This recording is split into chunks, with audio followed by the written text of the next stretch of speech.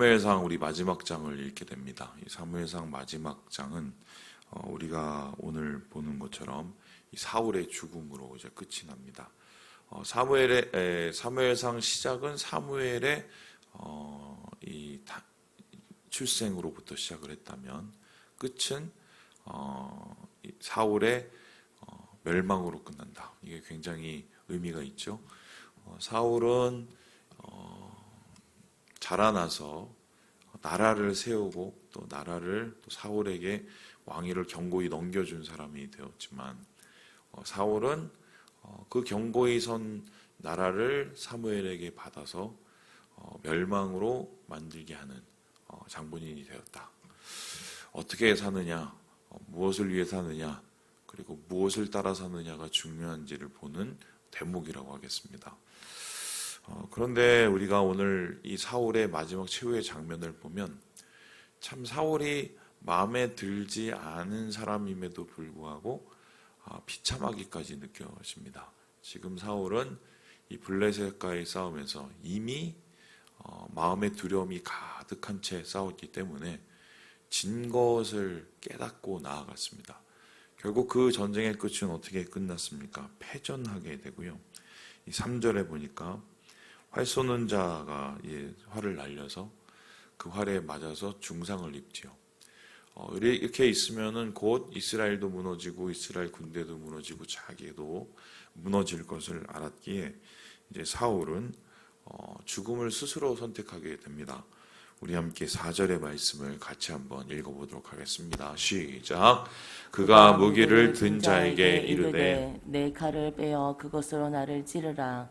할례받지 않은 자들이 와서 나를 찌르고 모욕할까 두려워하노라 하나 무기를 든 자가 심히 두려워하여 감히 행하지 아니하는지라.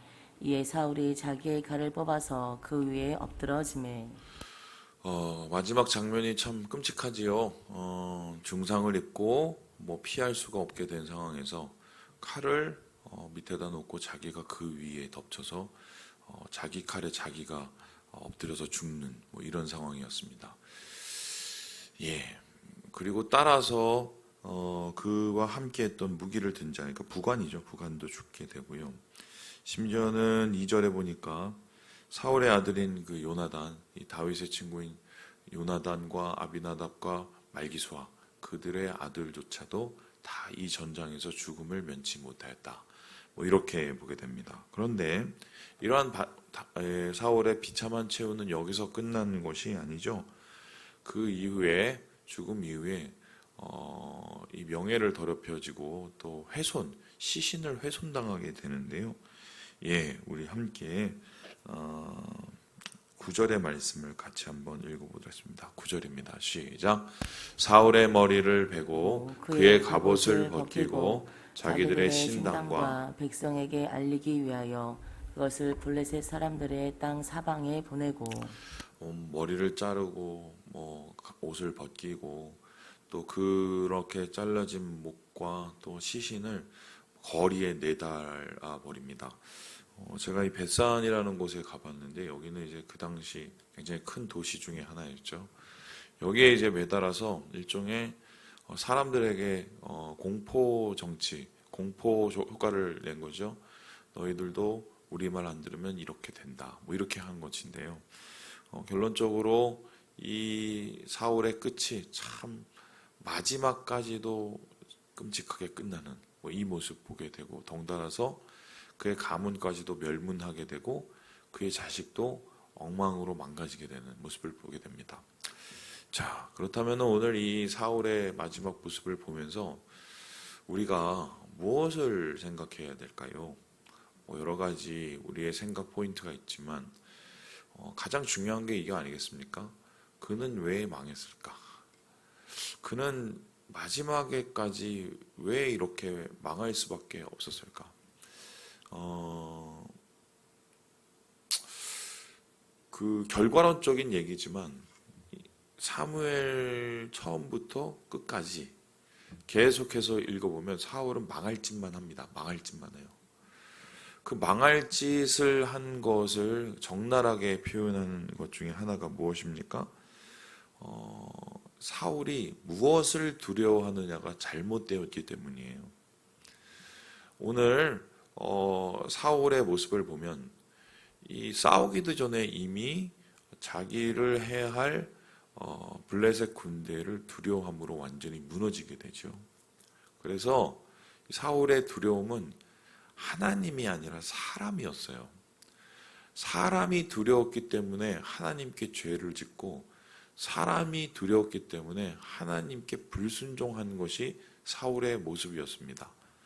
그렇게 해서 사무엘이 오기도 전에 먼저 자기가 스스로 이 제사를 지내고, 그렇게 해서 하나님께서 말씀하시는 아말렉을 멸하라는 그 전쟁을 온전히 따르지도 못했고, 그렇게 했기 때문에 사람이 무서워서 사무엘의 혼령을 찾아서 무당에게 가는 이러한 굉장한 큰 실수를 했죠.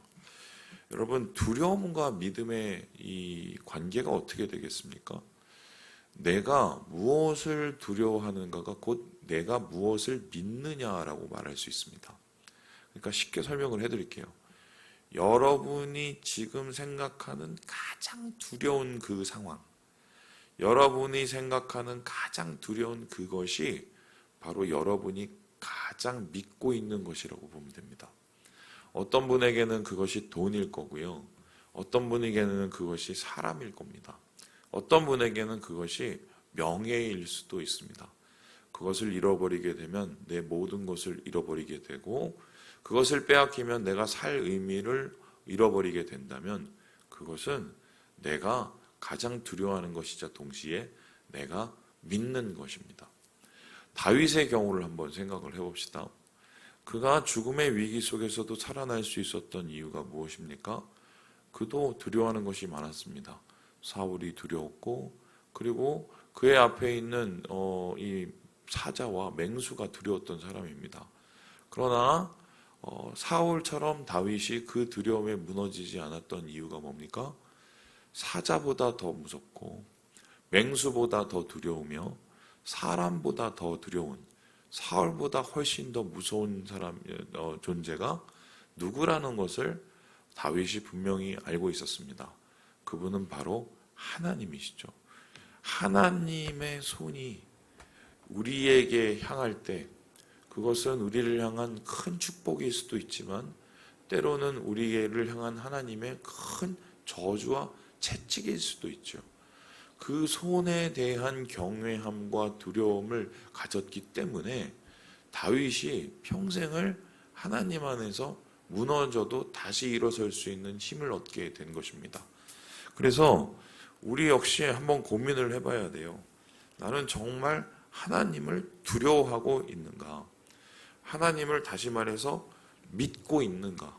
좀 무식한 표현이지만 하나님을 나는 매일매일 생각하면서 하나님 앞에 그 손길을 내가 벌벌 떨고 있는지, 경외함이 내 안에 있는지를 우리가 한번 다시 돌아봐야 된다. 이것을 우리가 이 사울의 죽음에서 첫 번째 알 수 있습니다. 두 번째로 사울에게 이 멸망의 이유가 무엇일까 생각을 한다면, 사울은 마지막 죽는 순간까지 자기 자신밖에 없었습니다. 이 정도 되면은 백성들을 챙기고, 그리고 리더 정도 되는 사람이면은 자기의 명예보다 백성들의 생명을 더 소중히 여기는 것이 맞습니다. 그렇죠? 그러나 사울은 어찌하였습니까? 자기의 명예가 실추되고 자기가 가지고 있는 것이 눈앞에서 빼앗겨질 것을 보면서 스스로 목숨을 끊습니다. 스스로 목숨을 끊는다는 것은 지독히도 자기중심적인 사람이라는 것을 의미해요. 물론 모든 이 극단적인 선택을 하시는 분들의 얘기는 아니에요. 오늘 이 말씀에 의지해 보면 사울은 자기에 대한 자존감, 자기에 대한 자존심, 그것이 끝까지 그를 붙잡고 있어서 한마디로 스스로 자신의 목숨을 끊는 이러한 비참한 끝을 맞이하게 되는 거죠. 여러분 그렇습니다. 신앙생활을 해도 도무지 자라나지 않으시는 분들, 도무지 신앙이 성장하지 않은 분들의 공통적인 특징은요, 지독히 자기중심적이라는 것입니다. 지독히 자기중심적인 것을 어떻게 깨달아야 할까요? 목사님, 원래 인간은 다 이기적입니다. 맞아요. 이기적이죠. 목사님, 원래 인간은 다 자기밖에 없는 겁니다. 다 맞습니다. 그러니까 우리가 하나님 앞에 우리의 자아를 깨트리는 연습을 계속 하게 되지요. 그래서 바울은 스스로를 말하기를 뭐라고 얘기합니까? 나는 매일 죽노라 라고 합니다. 그 매일 죽는다는 맛은 내가 하나님 앞에 십자가 앞에 내 자아를 매일매일 깨트리고 내 중심이 아니라 하나님 중심으로 살겠다는 고백입니다. 이렇게 고백을 하고 살아도 우리가 순간순간 잃어버리게 되면 자기 중심적인 생각과 판단과 사고와 믿음을 가지게 될 수밖에 없습니다. 그런데 사울과 다윗의 가장 큰 차이점은 뭐냐면 사울은 이 노력을 안 했고 자아를 깨트리는 노력을 안 했고 다윗은 이 노력을 했다는 것입니다. 그래서 하나님께서 다윗에게 주신 여러 가지의 고난과 도망 생활이 그에게는 일종의 약과 같은 것이었는데요. 자신이 얼마나 약한지, 자신이 얼마나 모자란지, 자신이 얼마나 신뢰할 만한 대상이 아닌지를 다윗이 일찍이 깨닫기 때문에 자기 중심이 아닌 하나님 중심의 삶을 살려고 노력을 하지 않습니까? 그러나 사울은 어떻게 했습니까? 자기를 위해서 살았어요. 자기를 위해서 다윗을 쫓고 자기를 위해서 백성들을 동원하고 자기를 위해서 사무엘을 이용했습니다. 이러한 잘못된 자기 중심의 삶은 결국 자기만 죽는 것이 아니라 아들들까지 다 죽이는 멸문의 그 상황에 도달하게 되는 이 모습을 가지게 되었다. 그래서 무슨 이게 이순신 장군이 얘기했나요? 살려고 하는 자는 죽을 것이요 죽으려고 하는 자는 살 것이다. 이순신 장군인 것 같은데, 예, 내 자아를 죽여야 하나님의 성령이 살아납니다. 성령이 살아나야 하나님의 영광과 능력이 나타나게 되죠. 신앙이라는 것은 왜 존재하느냐? 내 삶이 주님 안에서 내려놓아지고 내 자아가 주님 안에서 깨트려지기 위해서 주님만이 내 안에 살아계시고 주님만이 영광 받으시기 위해서 신앙이 존재하는 것입니다. 교회가 존재하는 이유가 뭡니까? 왜 우리가 교회에서 쓰잘데기 없는 자존심 싸움도 하고 쓰잘데기 없는 마음 상하는 일도 당하면서 쓰잘데기 없는 이 부딪힘을 우리가 하는 이유가 뭡니까? 물론 그거 안에 잘못은 있어요. 내가 더 잘할 수도 있고 내가 못할 수도 있습니다. 하지만 하나님께서 그런 공동체 안에 갈등을 주신 이유는요, 결국은 우리의 자아를 깎아내리시기 위함이에요. 모난 자아를 깎아내고 모난 자아가 하나님 앞에 손에 닿아질 때 보석이 되는 것입니다. 여러분 보석 가공하는 것을 보셨어요? 저는 예전에 무슨 극한 직업인가 거기서 한번 봤는데요. 그냥 원석 갖고 와서 이걸 가지고 한번 이렇게 반지에 끼우세요, 목걸이 하세요. 이러면은 전혀 아름답지 않습니다. 그 보석을 보석답게 만드는 것은 그 세공사들이 어떻게 그 절각을 해서 거기서 가장 아름다운 광을 만들고 빛을 만드냐는 거예요. 그러기 위해서는 깎아 내려줘야 되죠. 바로 예수 믿는 사람을 주님께서 그렇게 다루시고 나는 죽고 예수가 사는 그러한 진짜 신앙의 길을 걷게 하신다. 그런 의미에서 사울을 바라볼 땐 이분은 전혀 깎여질 준비가 되지 않았다는 거예요. 마지막으로 오늘 사울의 모습을 보면서 우리가 깨닫게 되는 것은 무엇입니까? 사울의 가장 큰 패인은 무엇일까요? 가장 멸망할 수밖에 없었던 이유, 그는 사람을 두려워했다. 그는 자기중심적인 지독한 그 삶을 살았다. 이것도 되게 중요한데 가장 핵심적인 멸망할 수밖에 없는 이유를 한 가지 꼽는다. 그렇다면은 저는 이렇게 얘기하고 싶어요. 그는 회개하지 않았다.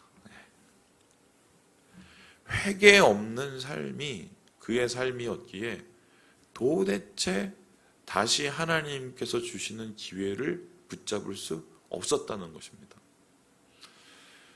이사야서에 보면은 계속해서 슈브라는 단어가 나옵니다. 이 슈브라는 단어는 돌아오다, 돌아와라 라는 단어입니다. 이스라엘 향해서 슈브 계속 돌아와라 얘기를 하지만 결론적으로 이사야의 이 돌아오라는 이야기를 듣고도 이스라엘 백성은 돌아오지 않습니다. 그들은 언제 돌아오느냐?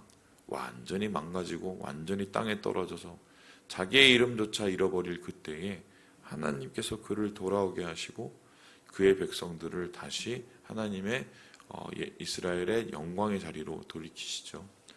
여러분, 그때 이사야가 본 마지막의 모습은 정말 사자굴에 이 독사굴에 어린애가 손을 놓고 사자와 양이 뛰노는 아름답고 평화로운 천국의 세상이었어요. 그런 세상이 어떻게 만들어집니까? 돌아오는 자는 그것을 누립니다. 어떤 자들이 돌아올까요? 자기가 있는 삶을 확신을 가지고 그것을 부정하고 내가 잘못 살고 있다는 것을 인정하고 그 인정 끝에 하나님이 필요하다는 것을 간절히 사모할 때 돌아올 수 있습니다. 말은 쉬운데 이렇게 돌이키는 자는 극히 드뭅니다. 교회 안에서도 극히 드물어요. 그래서 여러분, 제가 이게 무슨 협박을 하는 게 아니고요.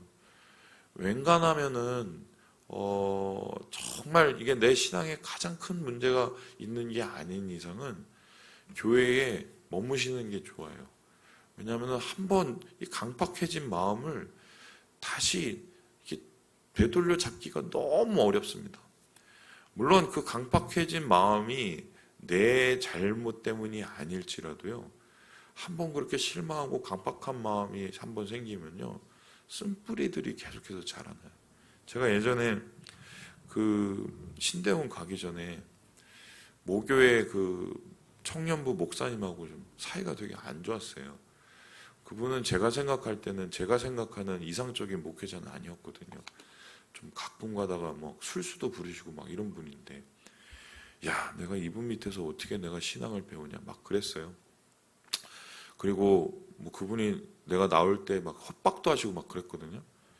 근데 이제 어쨌든 저는 그때 생각을 했어요. 여기서는 내가 신앙이 잘할 수 없고 새로운 사역을 하고 새 마음으로 하자. 그러면서 나왔거든요. 나온 게 중요한 게 아니라 거기에서 제 마음속에 자라난 그 쓴뿌리가요. 신대원 2년 이상을 저를 괴롭히는데요. 와, 그게 진짜 오래 가더만요. 계속해서 목회자들 볼 때 실망이요. 계속해서 신앙인들 볼 때 계속해서 절망이요. 제 자신은 못 보고 자꾸 그 마음속에서 스스로 무너져 내리는 거죠. 그 속에서 제가 나중에 느낀 게 뭔지 아십니까? 아니, 나도 똑같고 나도 모자라는데 누가 누구를 정죄하고 판단하냐.